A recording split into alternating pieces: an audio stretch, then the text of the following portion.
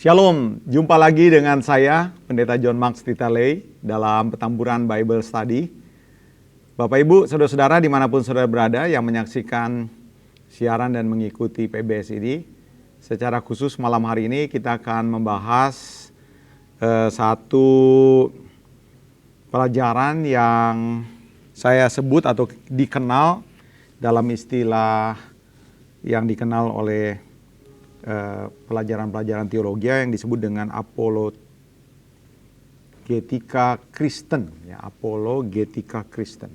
Untuk itu, saudara-saudara, sebelum kita akan bahas lebih lanjut, saya ajak kita mengundang pimpinan Tuhan untuk pelajaran malam hari ini. Mari tundukkan kepala. Bapa di sorga, kami mohonkan berkat Roh Kudus kiranya memberikan kami pencerahan, sehingga pelajaran hari ini bukan saja memberikan kami pengetahuan, tapi memberi dampak yang positif di dalam pengiringan kami melayani dan hidup bagi Tuhan. Terima kasih Bapa, dalam nama Yesus. Amin. Ya Bapak Ibu saudara-saudara, seperti yang baru saja saya utarakan bahwa hari ini kita akan belajar mengenai apa itu apologetika Kristen, ya. Apakah yang dimaksud dengan apologetika Kristen. Nah, berbicara tentang itu tentu kita akan berbicara tentang kata apologetika itu sendiri. Ya saudara-saudara, apologetika itu berasal dari tulisan, ya, bahasa Yunaninya apologia. Seperti yang ada di dalam 1 Petrus pasal yang ketiga ayat yang ke-15 dan 16. Saya akan bacakan buat saudara-saudara semua. Ayat 15 dalam terjemahan Lai dikatakan, "Tetapi kuduskanlah Kristus di dalam hatimu sebagai Tuhan, dan siap sedialah pada segala waktu untuk memberi pertanggungan jawab kepada tiap-tiap orang yang meminta pertanggungan jawab dari kamu tentang pengharapan yang ada padamu, tetapi haruslah dengan lemah lembut dan hormat." Ayat 16 dikatakan, "Dan dengan hati nurani yang murni, supaya mereka yang memfitnah kamu karena hidupmu yang saleh dalam Kristus menjadi malu karena fitnahan mereka itu." Ya, saudara-saudara, kata untuk memberi pertanggungan jawab, ya, to give an answer, itu dipakai kata apologian, ya, yang artinya kalau diterjemahkan tuh pembelaan, ya, memberi jawaban untuk pembelaan.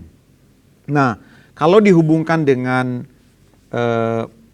apologetika Kristen, tentu seperti apa yang baru saja kita baca, ya saudara-saudara, di dalam kitab suci, di dalam 1 Petrus 3 ayat 15, itu tentu memiliki dasar dan tujuan bahwa setiap orang percaya itu diminta, ya, dipanggil untuk dapat memberikan satu pencerahan, satu jawaban atas orang-orang yang bertanya, atas orang-orang yang menyanggah. Karena di dalam perjalanan kekristenan itu kita akan berhadapan, atau saudara akan berhadapan dengan orang-orang yang mempertanyakan kredibilitas dari Alkitab, baik tulisan maupun isinya, pesannya. Nah, saudara-saudara, orang-orang yang bertanya ini tentu terdiri dari berbagai macam motivasi. Orang-orang yang tidak tahu sama sekali, orang-orang yang tahu tapi tidak mengerti, ya saudara-saudara. Ada orang-orang yang masuk golongan orang-orang yang membenci kekristenan, menyangkal kekristenan. Dan mereka berusaha untuk memberikan penafsiran-penafsiran yang keliru. Ya. Nah, berdasarkan hal-hal tersebut, maka setiap orang percaya diminta, bukan cuma para ahli, tapi setiap orang percaya diminta untuk bisa berapologet, ya, untuk bisa memberikan sebuah pandangan, sebuah argumentasi yang dapat menuntun orang-orang yang tidak tahu menjadi tahu, orang-orang yang tidak mengerti menjadi mengerti, orang-orang yang mendiskreditkan, memfitnah kebenaran, ya, akhirnya tersanggah oleh karena kita bisa dapat menjawab segala sesuatu yang dipertanyakan. Ya, banyak sekali hal yang dipertanyakan di dalam Alkitab. Kenapa, saudara-saudara? Karena kalau saudara mengikuti pelajaran tentang Alkitab, maka saudara-saudara akan mendapati ada begitu banyak hal yang bisa atau menjadi sebuah pertanyaan. Dari tulisannya saja sendiri, Perjanjian Lama kita tahu, saudara, sebagian besar ya saudara-saudara semua ditulis dalam bahasa Ibrani. Dan sedangkan Perjanjian Baru ditulis dalam tulisan dari bahasa Yunani. Nah, kendala pengertian terhadap bahasa ini bisa saja juga memberikan penafsiran-penafsiran yang bisa keliru, sehingga perlu diluruskan. Nah, apologet juga masuk di bidang seperti itu. Apalagi saudara-saudara yang berkaitan dengan hal-hal yang bisa membingungkan, yang bisa menjadi pertanyaan-pertanyaan, sehingga orang-orang perlu mendapatkan jawaban, atau timbul penafsiran-penafsiran yang salah. Ya, kita tahu saudara-saudara, Alkitab ditulis dalam kurun waktu yang sangat panjang. Dari masa Musa sampai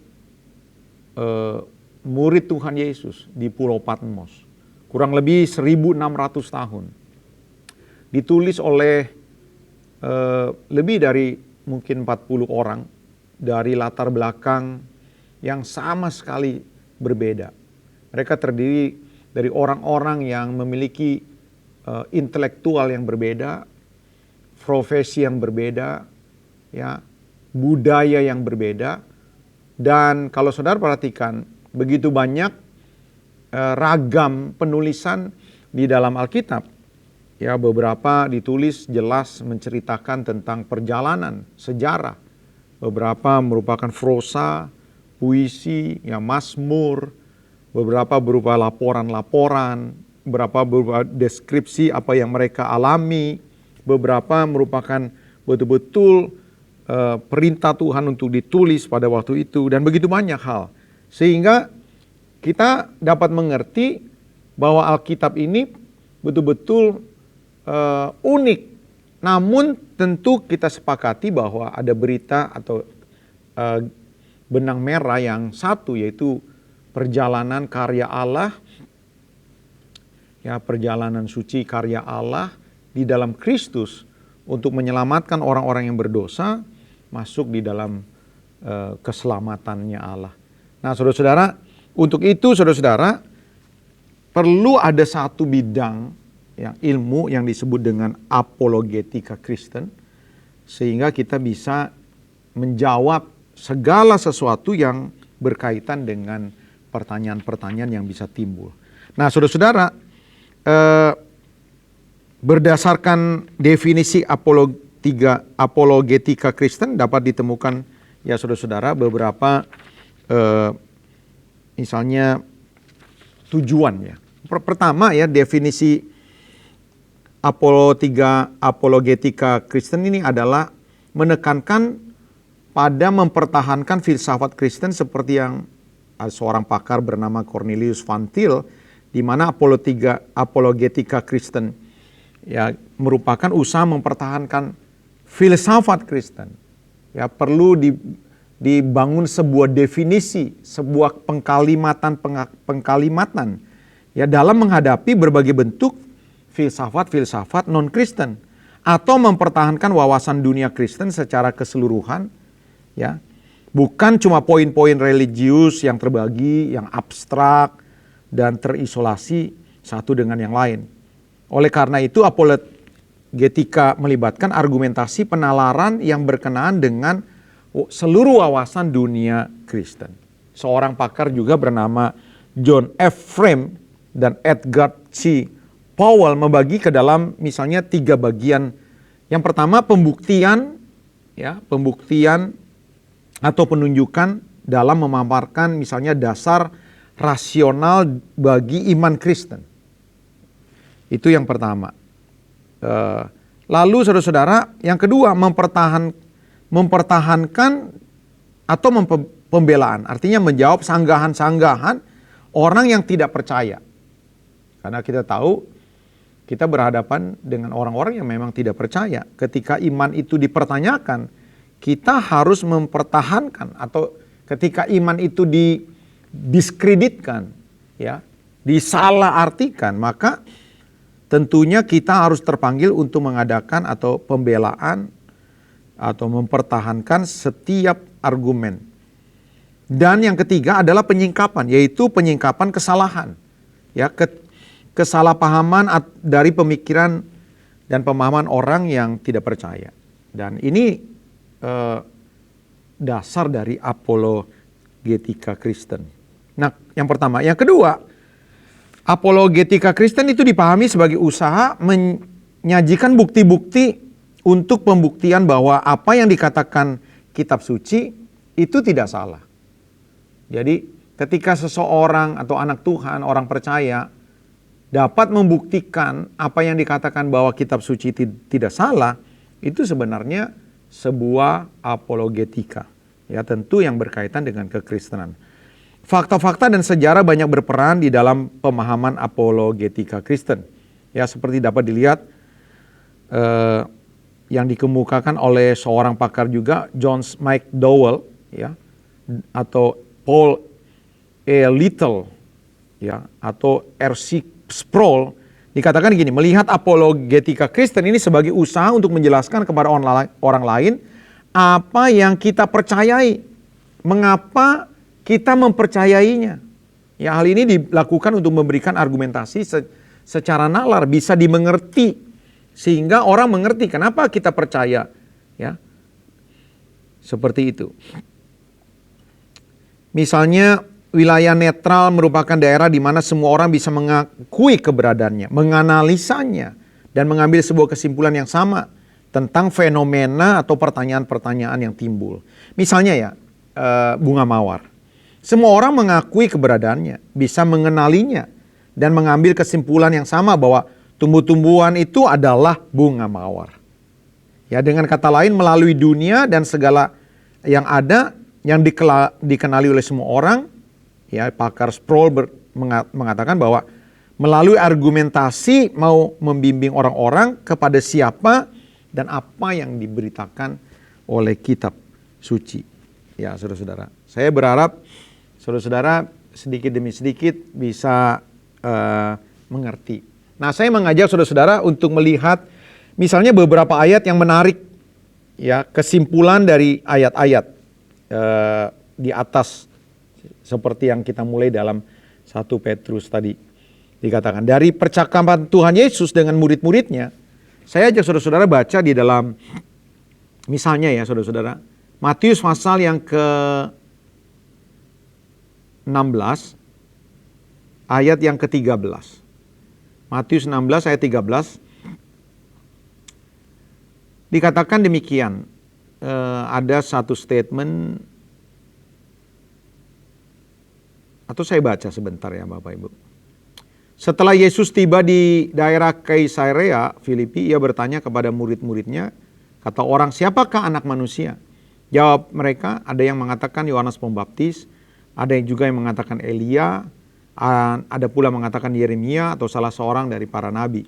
Lalu Yesus bertanya kepada mereka, tetapi kata kamu siapa aku ini?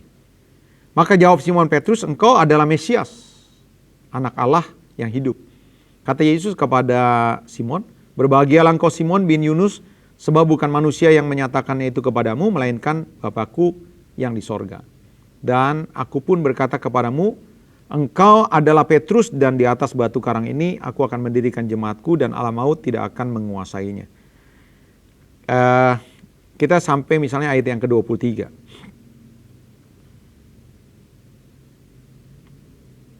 Maka Yesus berpaling dan berkata kepada Petrus, "Enyahlah iblis, engkau satu batu sandungan bagiku, sebab engkau bukan memikirkan apa yang dipikirkan Allah, melainkan apa yang dipikirkan manusia." Nah, saudara-saudara, dalam tadi ayat yang ke-23, Yesus berkata kepada Petrus, "Enyahlah iblis, engkau satu batu sandungan bagiku," dikatakan. Nah, Tuhan Yesus dengan jelas memberikan indikasi bahwa ia mengendaki sebutan atau status dipahami berdasarkan perspektif ilahi, bukan manusia. Yesus telah membandingkan, awal-awal Petrus berkata, "Engkaulah anak Allah, Mesias, anak Allah."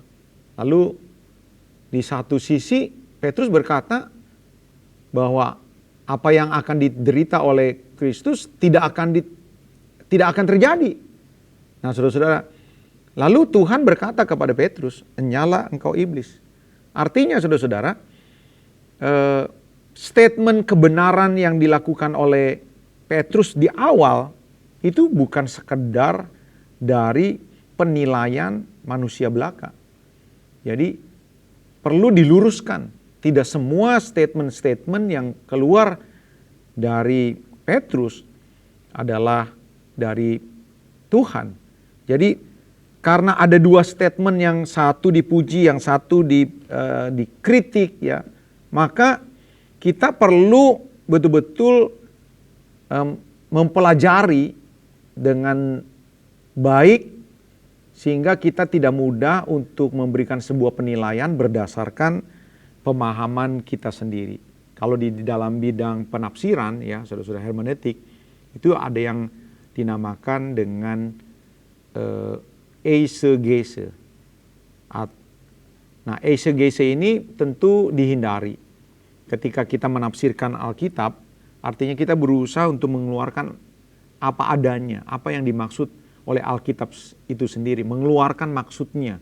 Makanya yang benar adalah eksegese, bukan eisegese. Eisegese itu berusaha untuk mengerti firman Tuhan berdasarkan pemahaman latar belakang orang yang membacanya. Seperti itu. Nah, di dalam Matius 22 kita akan baca sekali lagi supaya kita bisa mengerti. Karena kita bisa berhadapan dengan hal-hal yang setiap kali kita berhadapan dengan orang-orang yang bisa saja bertanya soal Alkitab. Misalnya Matius 22. Matius 22 ayat 23 dikatakan, pada hari itu datanglah kepada Yesus beberapa orang Saduki yang berpendapat bahwa tidak ada kebangkitan. Mereka bertanya kepadanya, "Guru, Musa mengatakan bahwa jika seorang mati dengan tiada meninggalkan anak, saudaranya harus kawin dengan istrinya itu dan membangkitkan keturunan bagi saudaranya itu. Tetapi di antara kami ada 7 orang bersaudara. Yang pertama kawin tetapi kemudian mati. Dan karena ia tidak mempunyai keturunan, ia meninggalkan istrinya itu bagi saudaranya. Demikian juga kedua dan yang ketiga sampai dengan yang ketujuh. Siapakah di antara ketujuh orang itu yang menjadi suami perempuan itu pada hari kebangkitan? Sebab mereka semua telah beristrikan dia." Jawab Yesus kepada mereka, "Kamu sesat, sebab kamu tidak mengerti kitab suci maupun kuasa Allah. Karena pada waktu kebangkitan orang tidak kawin dan tidak dikawinkan, melainkan hidup seperti malaikat di sorga. Tetapi tentang kebangkitan orang-orang mati, tidakkah kamu baca apa yang difirmankan Allah ketika ia bersabda, 'Akulah Allah Abraham, Allah Ishak dan Allah Yakub.' Ia bukanlah Allah orang mati, melainkan Allah orang hidup." Orang banyak yang mendengarkan itu takjub akan pengajarannya. Nah, saudara-saudara, menyatakan bahwa orang-orang Saduki itu sesat. Karena mereka tidak mengerti kitab suci maupun kuasa Allah. Tuhan Yesus mengajarkan dengan jelas relasi yang benar akan diikuti oleh kehidupan dan perilaku sesuai dengan relasi tersebut. Jadi, jikalau sekiranya kamu anak-anak Abraham, kata Yohanes pasal yang ke-8, tentulah kamu mengerjakan pekerjaan yang dikerjakan oleh Abraham. di dalam ayat 39. Lihat juga penjelasan, misalnya penjelasan Tuhan Yesus tentang pohon yang baik akan menghasilkan buah yang baik. Serta uraian Yakobus tentang iman yang menyelamatkan akan disertai dengan perbuatan yang selaras, ya, dengan iman tersebut sebagai konsekuensi logis dari orang-orang yang diberi anugerah iman untuk menyelamatkan itu. Nah, Petrus mengingatkan dalam suratnya bahwa setiap orang percaya harus selalu memberikan pertanggungan jawab kepada siapa saja, baik melalui kehidupannya maupun perkataannya. Seperti yang tadi kita sudah baca dalam 1 Petrus tadi, dasar dari apologetika Kristen. Dari ayat-ayat di atas, penulis menyimpulkan bahwa apologetika Kristen yang pertama harus dilakukan oleh setiap orang Kristen yang seharusnya mengasihi Allah dan berusaha hidup berkenan kepada Allah. Jadi apologetika Kristen itu bukan cuma milik ya pakar, ya saudara-saudara, bukan milik gembala, bukan milik pendeta, penginjil, tapi setiap orang percaya. Yang kedua, apologetika Kristen adalah studi tentang usaha orang yang bermaksud untuk meyakinkan, menjelaskan, memberi pertanggungan argumentasi dari perspektif ilahi tentang iman Kristen. Nah, tentu saudara-saudara, pertanyaan-pertanyaan tentang kekristenan kan bukan cuma ditanyakan kepada pemimpin-pemimpin rohaniawan, tapi kepada setiap orang percaya. Maaf, saudara. Saya akan masuk kepada satu hal yang lain, ya, dengan satu tema, ya, apologetika Kristen menuntut keprofesionalan. Nah, apa tuh maksudnya, Pak? Apologetika menuntut keprofesionalan. Kalau saudara dengar kata profesional, apa sih yang ada di benak saudara? Coba. Ya, profesional. Tentu kalau kita mengerti atau mulai memikirkan tentang profesional, berarti ada yang profesional, ada yang awam, seperti itu kan. Lalu apalagi? Ada yang ahli, ada yang tidak ahli. Ya, yang expert dan yang tidak expert, seperti itu. Nah, sekarang kalau ini berhubungan dengan apologetika Kristen, harus dituntut keahliannya. Nah, apa yang dimaksud? Nah, saudara-saudara, berkaitan dengan ini, begini ya saudara-saudara. Jelas bahwa tugas berapologetika adalah tugas setiap orang Kristen. Mempertahankan, memberi jawab orang yang bingung, orang yang tidak tahu, orang yang memfitnah, menyebarkan hoax. Ya, mungkin saudara tidak langsung diserang, tapi saudara mungkin melihat satu data di media sosial, satu tautan, satu postingan, satu statement yang nyata-nyata, wah ini menyesatkan ini. Orang yang akan membaca bisa goyah imannya atau ini menghina. Nah, sebagai orang percaya kita tidak boleh diam. Saudara dipanggil untuk apa? Untuk memberikan pertanggungan jawab. Apalagi saudara-saudara di dalam prakteknya saudara bertemu dengan orang-orang yang memang jujur. Mereka tidak ngerti. Mereka nggak paham.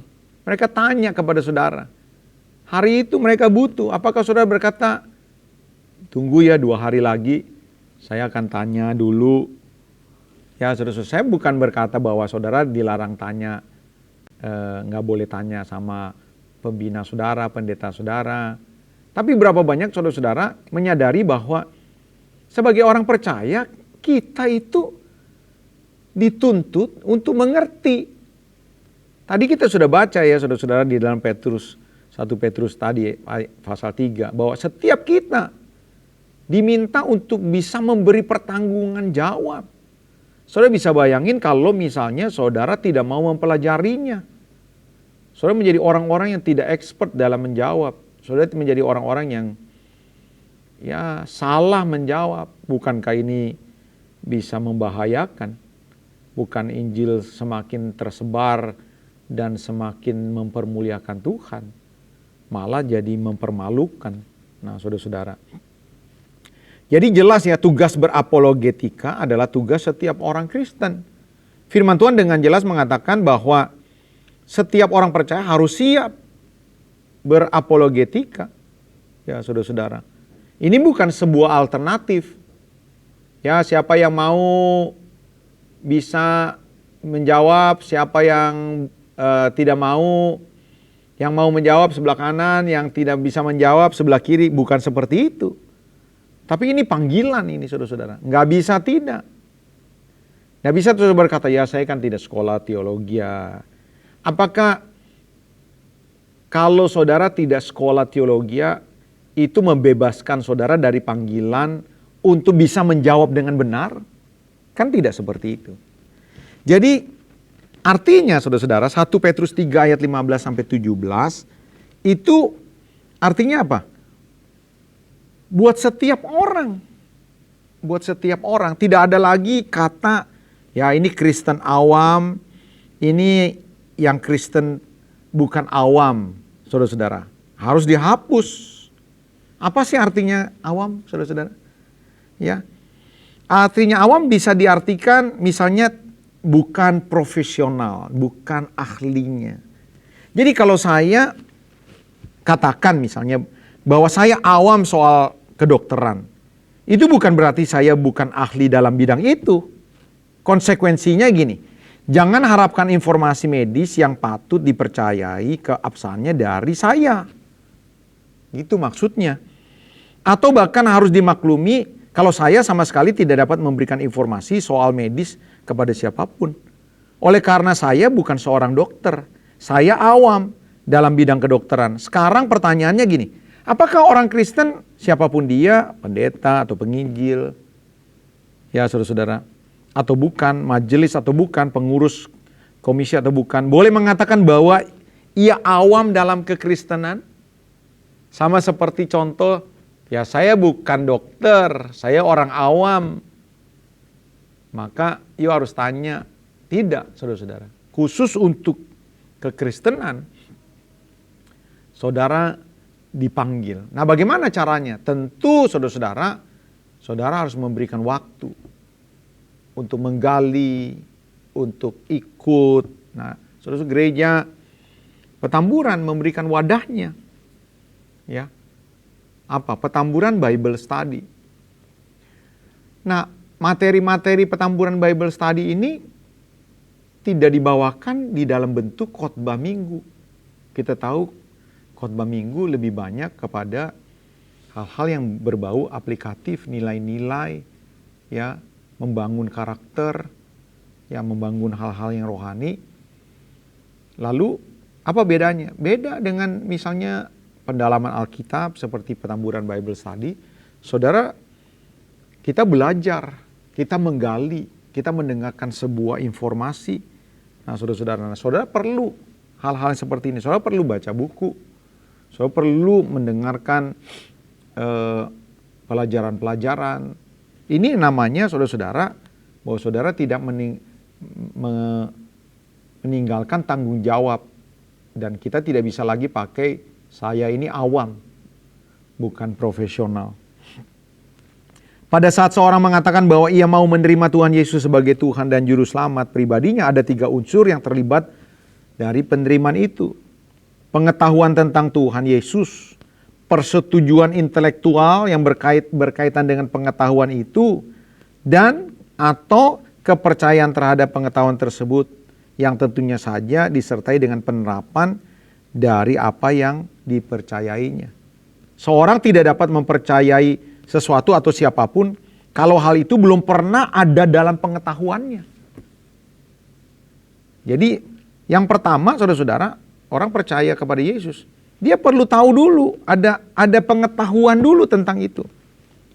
Lalu setelah pengetahuan itu dia terima, dia setuju enggak? Masuk di nalar dia enggak? Masuk di dalam pemikirannya dia enggak? Lalu setelah setuju, baru tentu ada yang ketiga.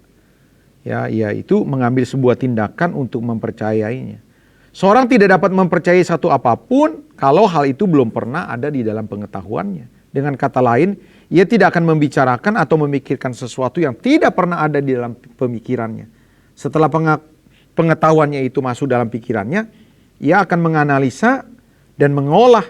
Apabila menurut pemikiran logis itu absah berdasarkan hukum berpikir yang berlaku, maka tentu dia akan akal budinya akan menyetujuinya. Nah, tahap berikutnya ia akan menerima, seperti yang baru saja saya ungkapkan. Nah, saudara-saudara, ini kan sejalan dengan apa yang ditulis di dalam kitab Roma, ya. Roma 10 ayat 14 dikatakan, tetapi bagaimana mereka dapat berseru kepadanya jika mereka tidak percaya kepadanya? Bagaimana mereka percaya kepadanya jika mereka tidak mendengar tentang dia? Bagaimana mereka mendengar tentang dia jika tidak ada yang memberitakannya? Nah, saudara-saudara, jika membaca surat-surat Paulus, ini pengertian ini bisa saja kita mengerti. Misalnya Paulus berulang-ulang menulis satu pengkalimatan, entah itu dalam surat pengembalaan, ya, atau surat pengajarannya dikatakan, aku tahu, ya, kami tahu, tidak tahukah kamu? Nah, itu sering muncul. Hal ini menunjukkan bahwa informasi yang masuk dalam seseorang sebelum ia dituntut apa-apa harus betul-betul memahaminya, perlu tahu dulu. Sayangnya banyak orang bisa saja tidak menerima Tuhan karena dia tidak tahu informasi. Ya. Tidak tahu informasi. Nah, beberapa akhirnya saudara-saudara atau mendapatkan informasi yang sesat, yang salah. Saudara dan saya harus bertanggung jawab. Misalnya sekiranya hal itu bertautan langsung dengan saudara. Tidak bisa kita lempar tanggung jawab dan menunggu. Tunggu ya, seminggu lagi ya, sebulan lagi. Atau saudara dengan enaknya ya tolong hubungin ini, tolong hubungin itu. Padahal dia mempercayai saudara. Maka pada saat seorang menerima Tuhan Yesus sebagai juru selamat pribadi, paling tidak ia memiliki informasi yang cukup. Kenapa orang itu disebut juru selamat? Ya, kenapa Yesus harus mati? Siapa Yesus? Kan kira-kira seperti itu. Ya, saudara-saudara. Nah, bagaimana orang percaya dapat hidup berdasarkan aturan dan iman atau memiliki perspektif Tuhan apabila ia tidak tahu mengenai hal itu? Maka saudara-saudara, setiap orang percaya dituntut untuk betul-betul mempelajari segala sesuatu yang berkaitan dengan hal-hal yang mungkin saja dipertanyakan, yang up to date, yang bersentuhan dengan setiap perilaku kehidupan. Apalagi ini berkaitan dengan keselamatan, seperti itu. Hal yang lain yang bisa saya bawakan ya saudara-saudara, yaitu apa dasar dari seorang percaya itu berapologetika. Apa sih dasarnya kita ini berapologet? Ya, kita betul-betul bisa jawab, ya, kita bisa berargumentasi, kita bisa menyimpulkan sesuatu, memberikan jawaban yang sederhana tapi benar, dapat menyanggah setiap bantahan-bantahan. Apa sih dasarnya ya Bapak Ibu? Saya akan bacakan di dalam Yohanes 14 ayat 15 dan ayat yang ke-21 dikatakan demikian. Jikalau kamu mengasihi aku, kamu akan menuruti segala perintahku. Barang siapa memegang perintahku dan melakukannya, dialah yang mengasihi aku. Jadi pertanyaan yang diajukan sebanyak 3 kali oleh Tuhan Yesus kepada Petrus, pertanyaan setelah penyangkalannya apa? Petrus, apakah engkau mengasihi aku? Nah, kenapa itu dipertanyakan oleh Tuhan Yesus? Ya. Kenapa bukan, apakah sekarang kamu sudah mengerti siapa aku sebenarnya? Bukan begitu. Atau Petrus, apakah kamu sekarang sudah sadar? No. Rupanya di sini Tuhan mengajarkan satu dasar ya, satu titik tolak yang sangat penting bagi seorang seperti Petrus. pertanyaan itu berkaitan dengan pernyataan-pernyataannya ini. Setiap orang yang mau mengikut aku harus menyangkal dirinya, memikul salibnya, dan mengikut aku. Dan bukankah hukum yang terutama adalah kasihlah Tuhan Allahmu ya dengan segenap hatimu, segenap jiwamu, segenap akal budimu. Jadi artinya sebagai orang-orang yang dipanggil, yang diselamatkan, ya orang berdosa yang dipanggil, diselamatkan. Ketika dia dipanggil untuk melaksanakan firman Tuhan, yaitu mempelajari, ya menyelami, memahami, dan dipanggil untuk bisa memberikan pertanggungan jawaban, ya memberi argumentasi yang logis, ya yang bisa diterima oleh nalar. Itu dasarnya ya saudara-saudara karena apa? Karena kita mengasihi Tuhan. Karena kita menyadari bahwa kita sudah dikasihi Tuhan dan dipanggil untuk mengasihi Tuhan. Bukan supaya orang ngerti saja. Tapi dasarnya yang pertama ketika kita melakukannya, kita memang menjadi orang-orang yang melakukannya karena kita mengasihi Tuhan. Setiap orang percaya diperintahkan untuk mengasihi Tuhan. Dan ini tidak bisa dilakukan secara sembarangan.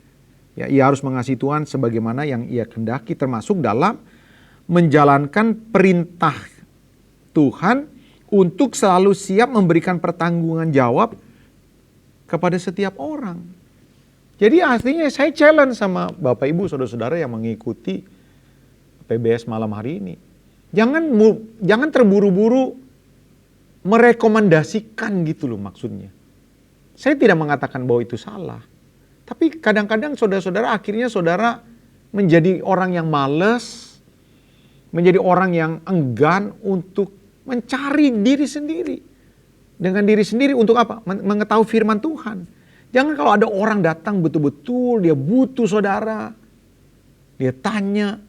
Dan saudara tidak ngerti. Dan saudara rekomendasi. Oh datanglah ke gembala. Datanglah ke tim gembala.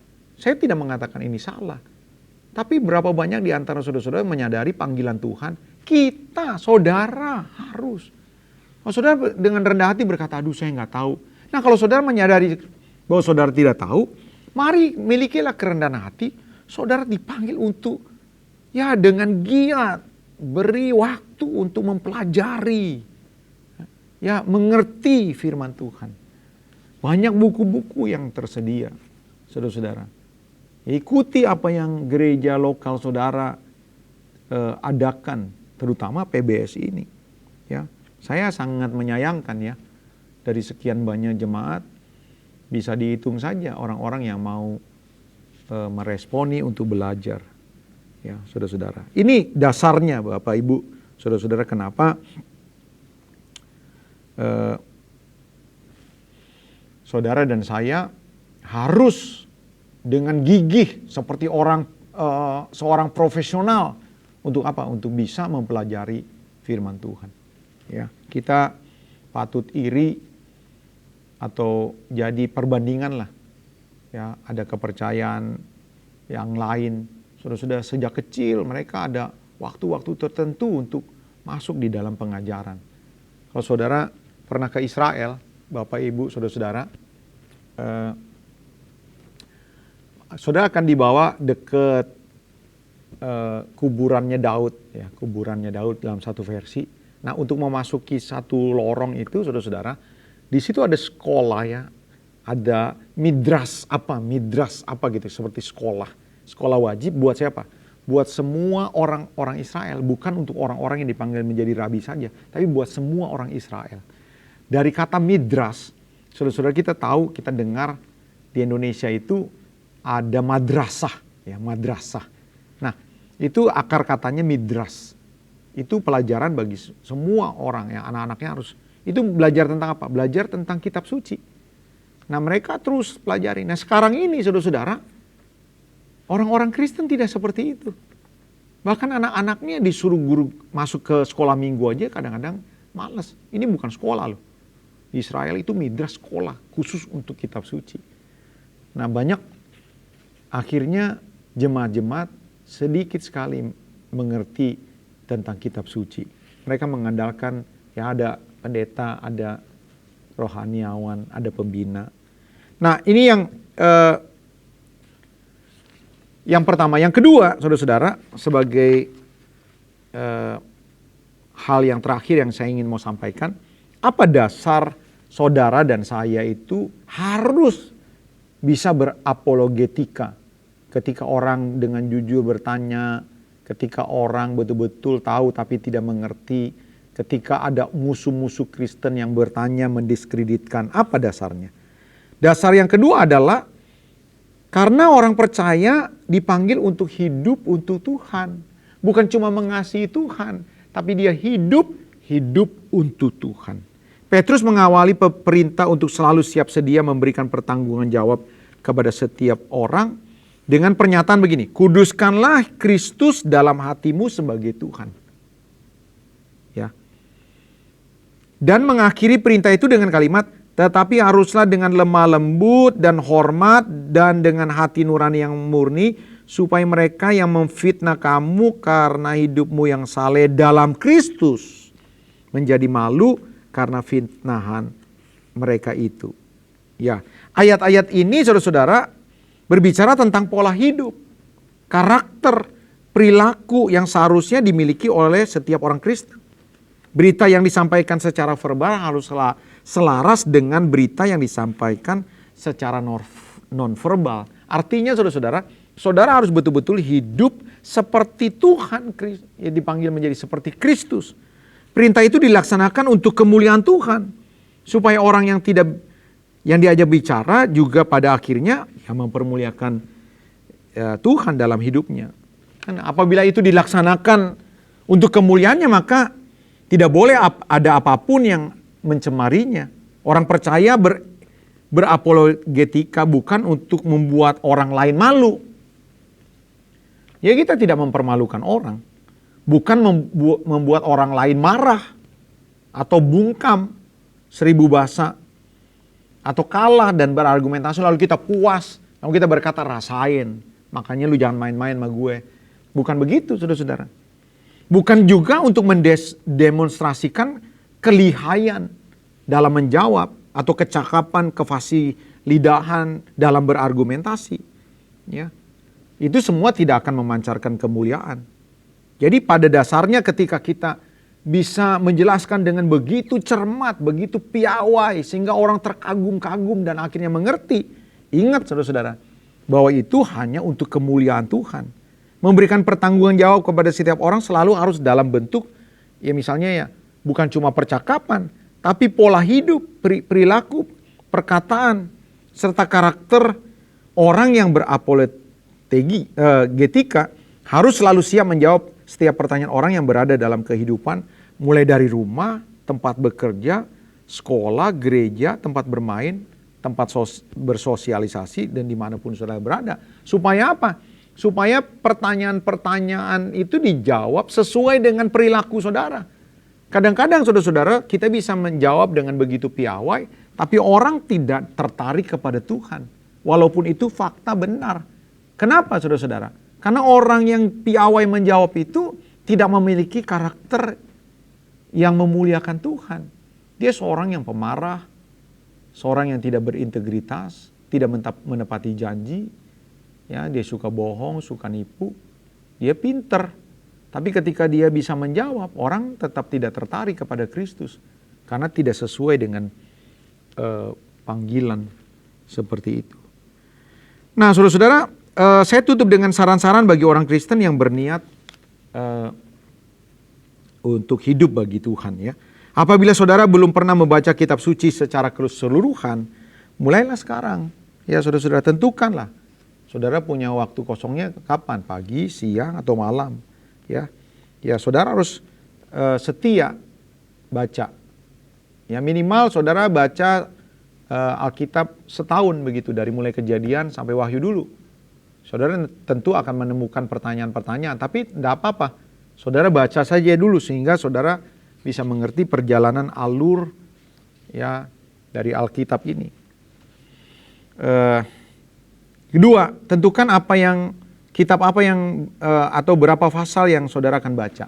Nanti Saya rasa ini mudah karena ada beberapa traktat-traktat atau tuntunan-tuntunan untuk bisa membaca Alkitab dalam setahun selesai ini.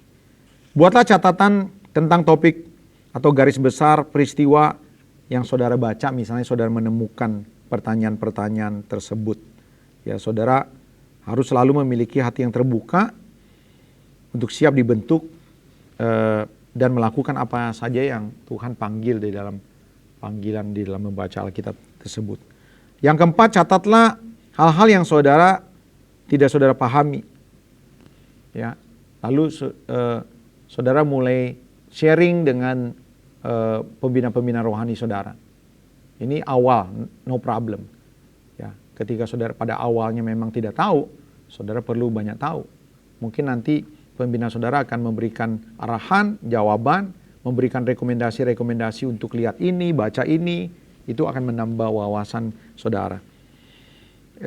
Mulailah bersikap kristis dalam arti saudara betul-betul ingin memahami siapa dan apa yang saudara percayai dan hidup berdasarkan pemahaman itu. Apabila ada yang saudara tidak mengerti pada waktu membaca pengakuan iman mungkin, menaikkan doa atau teologi, dogma-dogma tertentu, ya saudara kembali seperti yang saya sarankan.